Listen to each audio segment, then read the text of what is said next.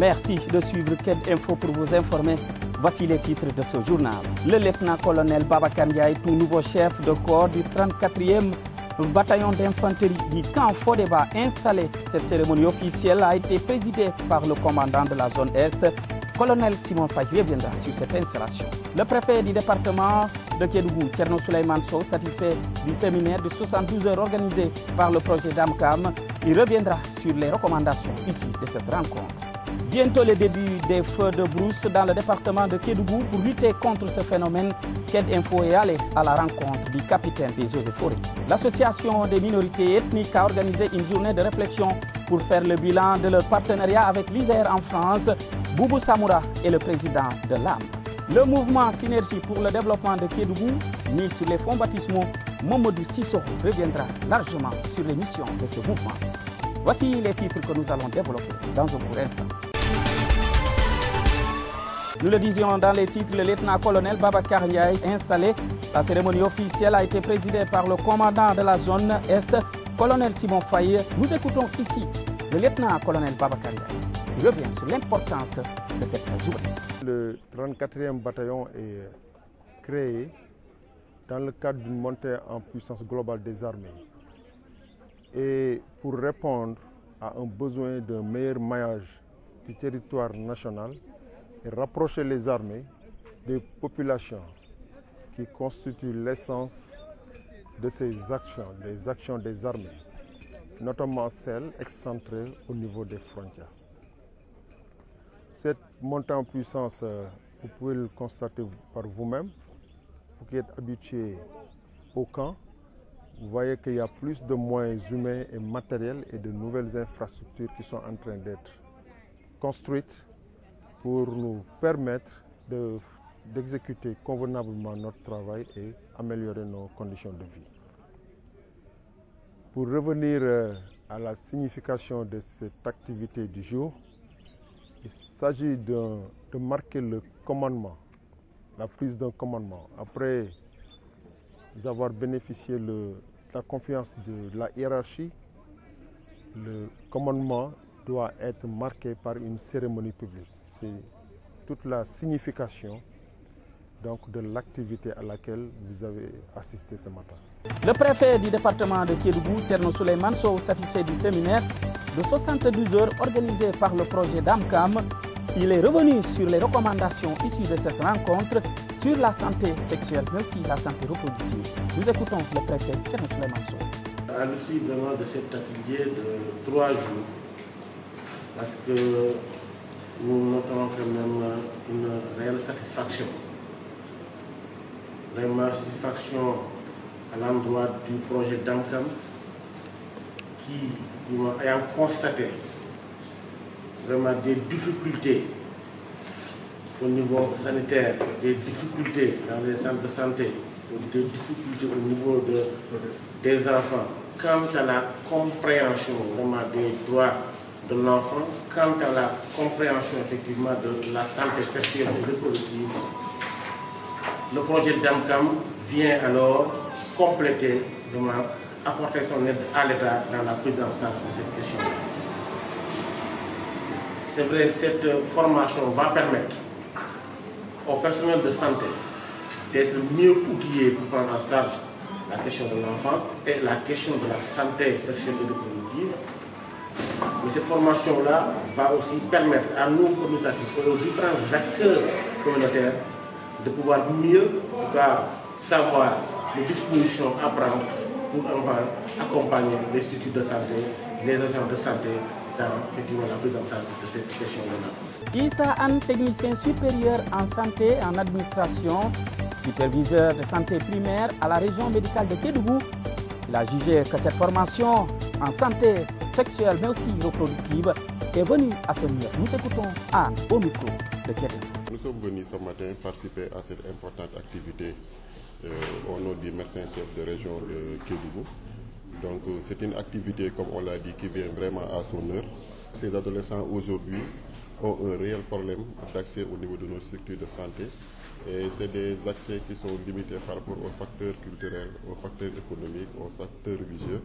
Et c'est une aubaine pour nous, pour ne pas dire une occasion, d'avoir vraiment un partenaire tel que Damcan qui va nous appuyer par rapport à la formation de nos prestataires dans le cadre de l'accès de ces services, mais aussi par rapport à la prise en charge des préoccupations des adolescents au niveau de la région. Saliou Diallo, il est le responsable de projet au sein de la structure KEO, par ailleurs membre de la CONAP régionale de Kédougou. Il est revenu sur les différents modules développés durant ces 72 heures de formation. En ce qui concerne cette formation pendant ces 3 jours, de différentes thématiques ont été développées.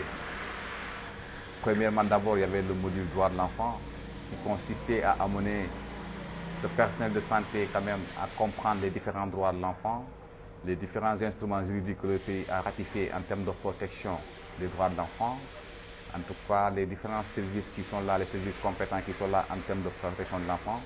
Donc c'était vraiment nécessaire de préparer ces gens qui sont tout le temps en contact avec cette couche vulnérable de les enfants, en tout cas qu'il y ait une bonne notion sur ces questions de droits de l'enfant. Le deuxième module concernait l'égalité de genre. Parce que le genre aujourd'hui, c'est une question qui est vraiment confondue à tous les niveaux. Il y a trop de confusion. Donc il faut que les gens comprennent d'abord la différence entre l'équité, l'égalité, le genre, le sexe. Donc tout ça, c'était des questions qu'on a débattues, afin de mieux préparer ces gens qui sont tout le temps avec les différentes couches vulnérables, de comprendre quand même en tout cas les différences entre le genre et le sexe, l'égalité, l'équité. Le troisième module, c'est le droit sexuel. Donc, c'est pour mener ces gens aussi à comprendre que vraiment, c'est une question de droit. Parce que la sexualité, ça ne se repose pas seulement sur le faire des actes de rapport sexuel. Donc la sexualité, ça a une dimension très large.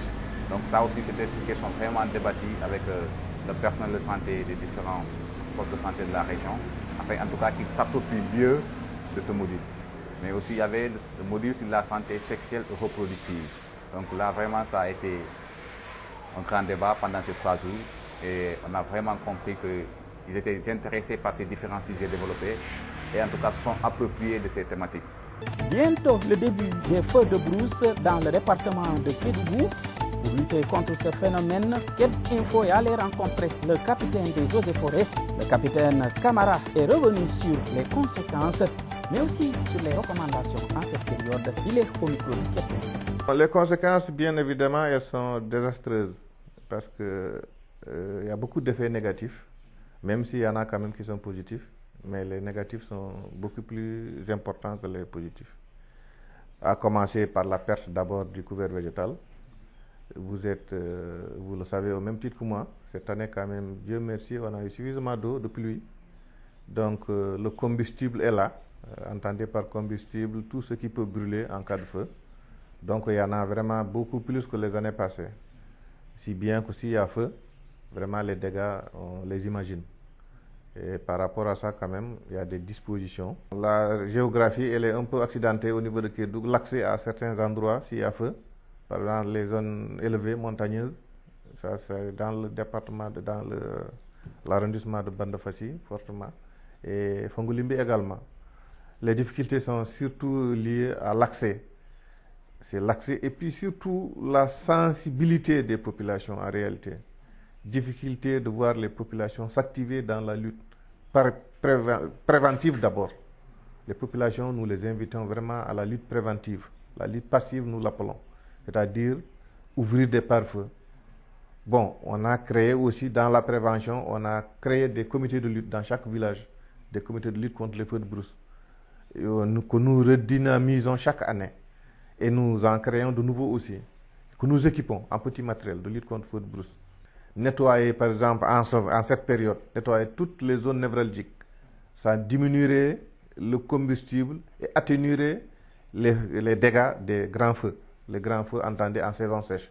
Quand toute l'herbe aura séché, si vraiment on a pris les dispositions à présent, on allume tout autour de ça, que ce soit les concessions, que ce soit les productions, les champs, en tout cas toute zone où il y a comment dire, encore sensible, les cultures, les villages, on allume le feu à présent. Nous appelons ça feu précoce ou feu contrôlé. C'est nous-mêmes qui conduisons ou formons les populations à les conduire. Ça permet de diminuer les herbes, par exemple, qui pousseraient à des grands feux que l'on ne pourrait pas maîtriser et qui pourraient faire des dégâts vraiment qui dépasserait notre capacité d'action. L'association des minorités ethniques a organisé une journée pour faire le bilan de leur partenariat avec l'Isère, une ville en France. Boubou Samoura est le président de l'AM. Entendez par là, l'association des minorités ethniques. L'idée qui nous réunit aujourd'hui, c'est de faire le bilan de la convention, des activités de la première convention qui nous liait avec notre partenaire Tetractis. Dans cette convention, nous avons eu à dérouler des activités par rapport aux fonds qui nous ont été alloués. Donc il s'agissait de la formation des membres du bureau et quelques présidents de commission et la réalisation d'études hydrogéologiques dans certains villages qui manquaient d'eau. Principalement, c'était 4 sites qui ont été choisis. Il s'agissait d'Iwol, Angiel, Marougou et Chouar. Mais vu le fonds qui a été attribué pour l'étude de ces forages, nous étions obligés de faire le choix sur un site. Il s'agissait du site de Chouar. Parce que pourquoi Chouar, c'est un village de Tchosan et présentement il n'y a pas d'eau. Il n'y a pas d'eau. Le seul puits qui alimente est un puits qui n'a pas assez d'eau, qui tarit très tôt. Donc il fallait privilégier le site de Chouar pour un peu préserver le site notre site du patrimoine, donc pour ne pas que les gens quittent le village aussi. Donc par rapport aussi à l'étude les études qui ont été faites, les résultats est que la nappe est très profonde. Il s'agissait de creuser jusqu'aux environs de 500 mètres pour pouvoir avoir de l'eau. Par rapport au rapport du consultant, donc ce ne serait pas facile pour avoir de l'eau. Donc peut-être des suggestions ont été faites à l'encontre de cette étude. Donc il s'agissait de prendre de l'eau à partir du bas et pour pouvoir remonter peut-être à travers d'autres techniques pour pouvoir alimenter le village en eau. Quant à Maroufou Touré, il est le chargé de la commission culturelle au sein du conseil départemental de Kédougou. Il a prôné pour une autonomisation de l'âme, l'association des minorités ethniques. Nous écoutons Maroufou Touré avec Kédougou. Aujourd'hui, il faut dire que AM est en train d'aller sur la trajectoire que nous demandions. Parce qu'aujourd'hui, AM est bien structuré, AM est en train de capacité dans le cadre de la formation, dans le cadre de ses missions. Donc, ce que nous souhaitons, que cette association puisse demain voler d'elle-même, à partir d'elle-même, de ses propres ailes, de lever des fonds ailleurs, sans l'accompagnement du conseil départemental de Kédougou. Parce qu'à un moment donné, on va se retirer à une association, donc elle va grandir, elle va être autonome. Aujourd'hui, et ce que nous avons vu ce matin, depuis 1 an, AM est en train d'aller vraiment sur ces pas-là. Donc c'est pourquoi on a trouvé du plaisir de partager cette journée avec le bilan qui a été fait, le bilan d'activité depuis 1 an, et le bilan financier. Donc tout a été clair. Parce que nous demandions à cette association-là, à l'image des associations qui sont en France, qui sont en train de lever des fonds ailleurs, nous voulons aussi que notre association qu'on a accompagnée puisse lever des fonds ailleurs, puisse être autonome, sans l'accompagnement de qui que ce soit. Donc c'est pourquoi aujourd'hui, AM, en tout cas pour nous, AM est sur la bonne voie. Le mouvement Synergie pour le développement de Kédougou, mis sur les fonds baptismaux, Mamadou Sissoko, président du mouvement, a regroupé beaucoup de responsables politiques, mais aussi des responsables au niveau régional et national. Mais pour lui, ce mouvement est apolitique. Nous l'écoutons avec Québec. La création de ce mouvement, je dis bien, c'est pour impulser quelque part franchement, le développement de ma région qui m'est chère. Alors, et qui est chère d'ailleurs à tout Kédouvain. Alors, dans l'émergence, nous avons plusieurs volets, bien sûr. Mais le plus important, c'est qu'il ne faudrait pas qu'on se focalise tout simplement sur le volet minier, puisqu'il n'y a pas que les ressources minières au Sénégal. Nous avons l'agriculture, nous avons l'élevage, et on peut aussi s'appuyer par rapport au partenariat avec les relations que nous avons à l'étranger. Dieu seul sait que j'en ai beaucoup, même à l'étranger. Donc justement, c'est ce partenariat-là que je voudrais mettre en avant pour accompagner la jeunesse, pour accompagner justement le cadre du développement dans notre région. Ce mouvement transcende justement tous les clivages et tous les intérêts individuels. Parce que, comme je l'ai dit à la fin de mon discours, j'ai dit que c'est Kédougou, donc c'est Kédougou notre dénominateur commun.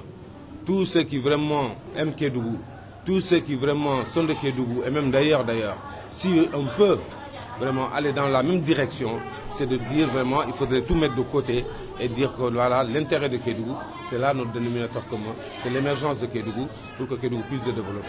Voici ce qui a mis fin à ce journal. Continuez à nous suivre sur notre chaîne YouTube, mais aussi sur notre page Facebook. Portez-vous bien.